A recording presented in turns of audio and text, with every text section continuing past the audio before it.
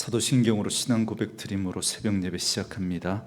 전능하사 천지를 만드신 하나님 아버지를 내가 믿사오며 그 외아들 우리 주 예수 그리스도를 믿사오니 이는 성령으로 잉태하사 동정녀 마리아에게 나시고 본디오 빌라도에게 고난을 받으사 십자가에 못 박혀 죽으시고 장사한 지 사흘 만에 죽은 자 가운데서 다시 살아나시며 하늘에 오르사 전능하신 하나님 우편에 앉아 계시다가 저리로서 산자와 죽은 자를 심판하러 오시리라. 성령을 믿사오며 거룩한 공회와 성도가 서로 교통하는 것과 죄를 사하여 주시는 것과 몸이 다시 사는 것과 영원히 사는 것을 믿사옵나이다. 아멘. 이 아침에 우리에게 주시는 하나님의 말씀은 출애굽기 35장 1절에서 19절 말씀까지입니다. 출애굽기 35장 1절로 19절 말씀까지. 말씀 찾으셨으면 한 목소리로 같이 읽습니다. 모세가 이스라엘 자손의 온 회중을 모으고 그들에게 이르되 여호와께서 너희에게 명령하사 행하게 하신 말씀이 이러하니라. 엿새 동안은 일하고 일곱째 날은 너희를 위한 거룩한 날이니 여호와께 엄숙한 안식일이라. 누구든지 이날에 일하는 자는 죽일지니 안식일에는 너희의 모든 처소에서 불도 피우지 말지니라. 모세가 이스라엘 자손의 온 회중에게 말하여 이르되 여호와께서 명령하신 일이 이러하니라. 이르시기를 너희는 너희의 소유 중에 너희는 여호와께 드릴 것을 택하되 마음에 원하는 자는 누구든지 그것을 가져다가 여호와께 드릴지니 곧 금과 은과 녹과 청색 자색 홍색 실과 가는 배실과 염소 털과 붉은 물들인 순양의 가죽과 해달의 가죽과 조각목과 등류와 및 관류에 드는 향품과 분향할 향을 만드는 향품과 호마노며 에봇과 흉패에 물린 보석이니라. 물은 너희 중 마음이 지혜로운 자는 와서 여호와께서 명령하신 것을 다 만들지니 곧 성막과 천막과 그 덮개와 그 갈고리와 그 널판과 그 띠와 그 기둥과 그 받침과 증거계와 그 채와 속죄소와 그 가리는 휘장과 상과 그 채와 그 모든 기구와 진설병과 불 켜는 등잔대와 그 기구와 그 등잔과 등류와 분향단과 그 채와 관류와 분향할 향품과 성막문의 휘장과 번제단과 그 놋그릇과 그 채와 그 모든 기구와 물두멍과 그 받침과 뜰의 포장과 그 기둥과 그 받침과 뜰 문의 휘장과 장막 말뚝과 뜰의 말뚝과 그 줄과 성소에서 섬기기 위하여 정교하게 만든 옷 곧 제사 직분을 행할 때 입는 제사장 아론의 거룩한 옷과 그의 아들들의 옷이니라. 아멘. 오늘은 함께 읽으신 출애굽기 35장 1절에서 19절 말씀을 중심으로 안식일을 지키고 자원하여 드리며 라는 제목의 말씀으로 잠시 은혜를 나누겠습니다. 오늘부터 우리가 살펴보게 될 출애굽기 35장에서 마지막 40장까지 말씀은 사실 앞에 이미 나왔던 25장부터 31장까지의 성막에 관한 말씀이 반복되고 있습니다. 단지 차이가 있다면 앞에 나왔던 성막과 관련된 말씀은 하나님이 모세에게 명하신 것이라고 한다면 오늘 본문에서부터 나오는 말씀은 이제 모세가 하나님으로부터 받은 그 말씀을 백성들에게 명령해서 성막을 짓도록 하는 내용입니다. 그게 다르죠. 그래서 이 모든 과정에서 여호와께서 모세에게 명하신 대로 하였더라라고 하는 이 말씀이 계속 반복되는 걸 볼 수 있습니다. 그러니까 이 모든 과정이 하나님이 모세에게 명하신 그대로 이루어졌음을 말씀하고 있는 것입니다.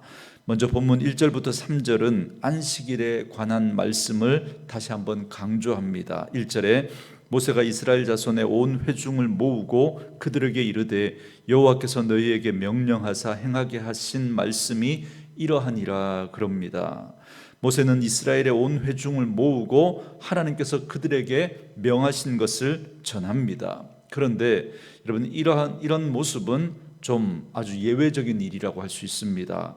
보통 모세는 하나님께서 명하신 그 말씀을 백성의 장로들에게 전하고, 장로들은 또 그 백성들에게 전하는 식으로 그렇게 하나님의 말씀을 전했기 때문에 그렇습니다. 그런데 오늘 모세는 특별히 이스라엘 온 회중을 모으고 직접 그들에게 하나님의 말씀을 전하고 있습니다. 이건 이스라엘 백성 모두가 이 성막을 짓는 일에 직접 참여해야 했기 때문에 그렇습니다. 그런 이스라엘 백성들에게 하나님께서 모세를 통해서 무엇보다 먼저 주신 말씀이 뭐냐면 안식일을 지키라는 것입니다. 2절 말씀에 여섯 동안은 일하고 일곱째 날은 너희를 위한 거룩한 날이니 여호와께 엄숙한 안식일이라. 누구든지 이날에 일하는 자는 죽일지니 그럽니다. 하나님은 이미 십계명을 통해서 안식일을 지킬 것을 말씀하셨고, 또한 이스라엘이 시내산에서 범죄한 후에, 그 직후에도 그들이 회개할 때도 안식일을 지킬 것을 말씀하셨습니다. 그게 우리가 앞에서 봤던 34장 21절의 말씀이었죠. 그런데 하나님은 오늘 본문에서 이스라엘 백성들에게 성막을 짓도록 명하실 때도 무엇보다 먼저 안식일을 지킬 것을 말씀하고 있습니다. 그리고 실제로 우리가 구약 성경 말씀을 보면 하나님께서 이스라엘 백성들에게 언제나 늘 강조하신 말씀 중에 하나가 바로 이 안식일을 지키라는 것이었습니다. 뿐만 아니라 그들이 범죄한 그 죄들에 대해서 말씀하실 때에도 늘 언급한 그 죄가 뭐냐면 안식일을 범한 그 죄를 늘 언급하십니다. 그러므로 우리는 왜 이토록 안식일을 지키는 것이 중요한지 이 부분에 대해서 우리가 한번 생각해 봐야 합니다. 성경이 왜 이토록 안식일을 지키는 것을 중요하게 말씀하시느냐면, 여러분, 안식일에 담긴 그 신학적인 의미, 하나님의 마음이 여러분 그 속에 담겨져 있기 때문에 그렇습니다. 이미 여러 번 말씀드린 대로 안식일은 하나님께서 창조하신 사역을 마치신 다음 날, 그 날을 기념하는 날이 바로 이 안식일입니다.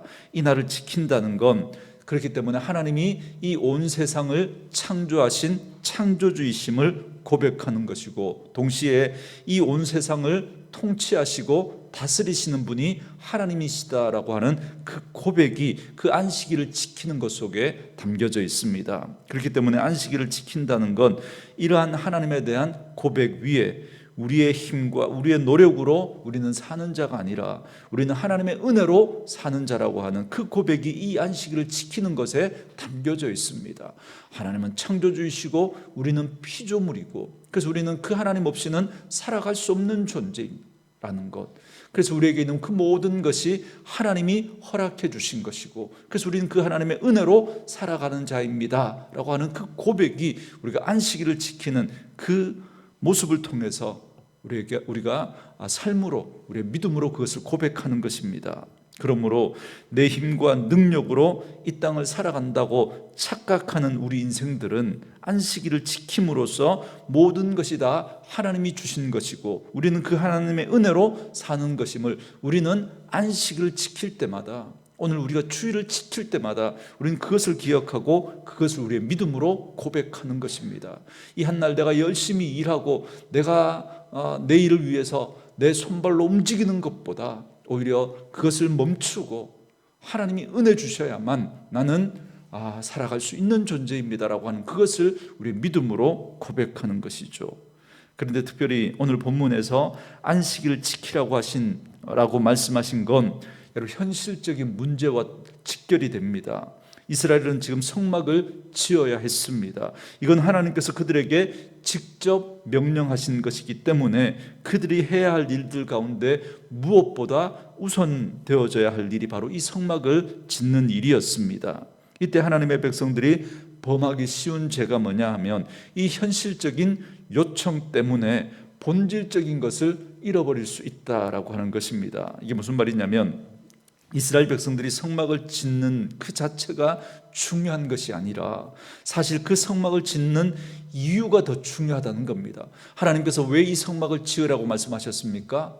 내가 너희들 가운데 함께하기 위해서, 이곳에서 너희들을 만나기 위해서 하나님 이 성막을 치으라고 말씀하신 겁니다. 그러니까 하나님과의 관계를 위해서, 그 관계를 더 온전하게 만들어가기 위해서 하나님은 성막을 짓도록 하신 겁니다. 그럼에도 불구하고 성막을 치어야 한다라고 하는 이 일 때문에 그 본질을 우리가 놓쳐버릴 수 있다는 겁니다. 여러분, 이런 일이 우리가 믿음 생활하면서 얼마나 많이 일어나는지 모릅니다. 일 때문에 하나님의 마음을 잃어버립니다.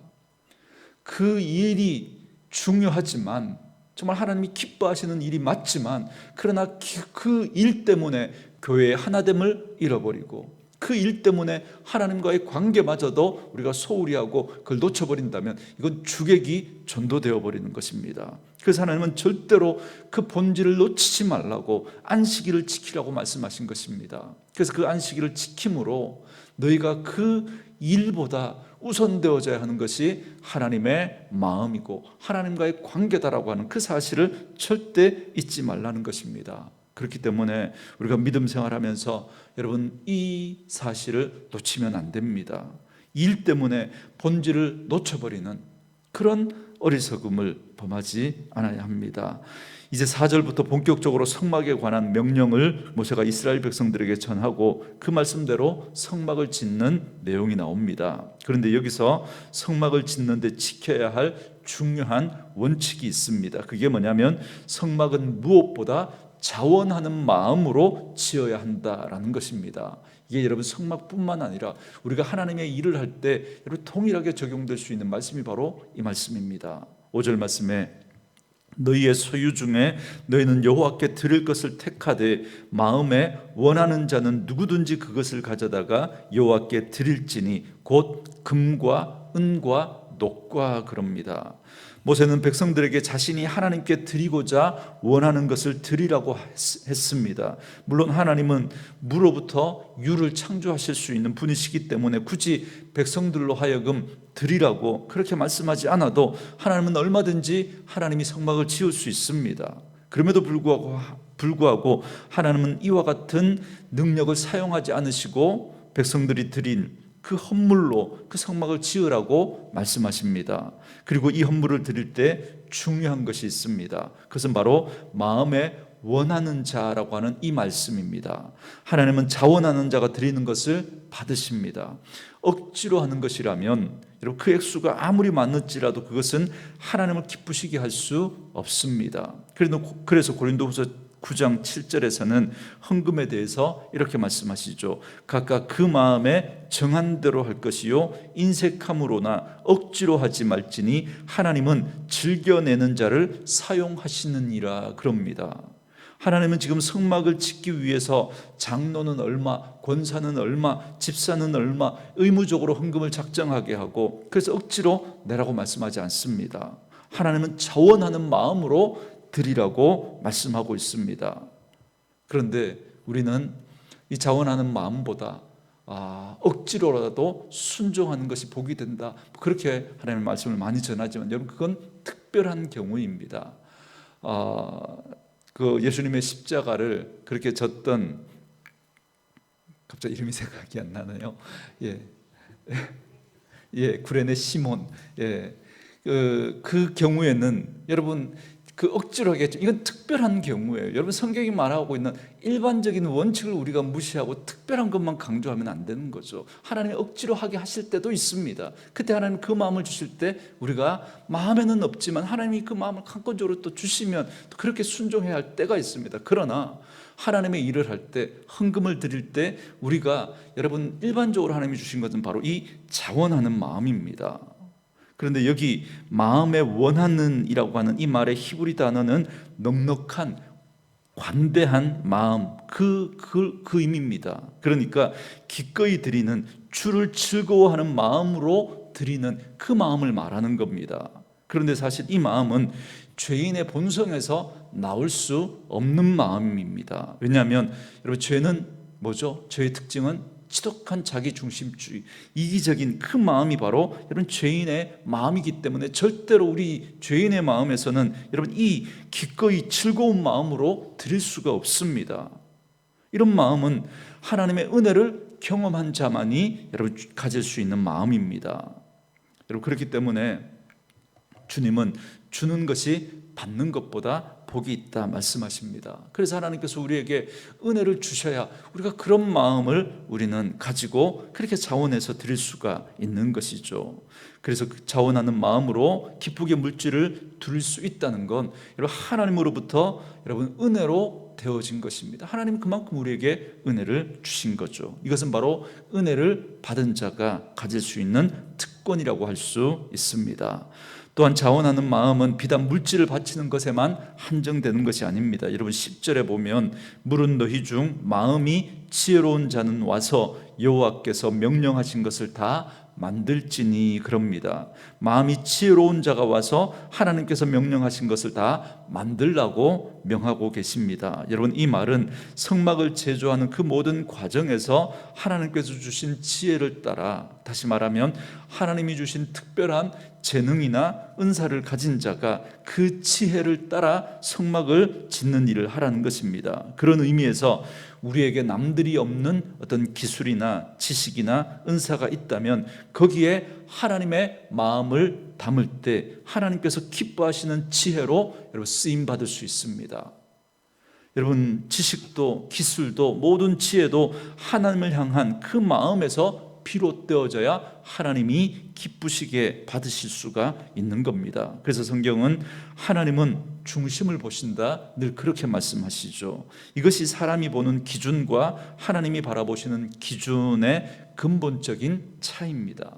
사람은 중심을 보지 않습니다. 결과만 봅니다. 겉으로 드러난 것만 가지고 그렇게 평가하지만 하나님은 결코 그렇지 않습니다. 하나님은 그 마음의 중심을 보시는 분이시라는 사실을 우리는 절대 놓치면 안 됩니다. 그런 의미에서 볼 때 사도행전에서 등장하는 이 바나바가 하나님께서 주시는 그 마음을 가지고 자원해서 자신의 그 땅을 팔아 하나님 앞에 헌금을 바친 건 하나님에 대한 그 중심에서 그렇게 드린 것이죠.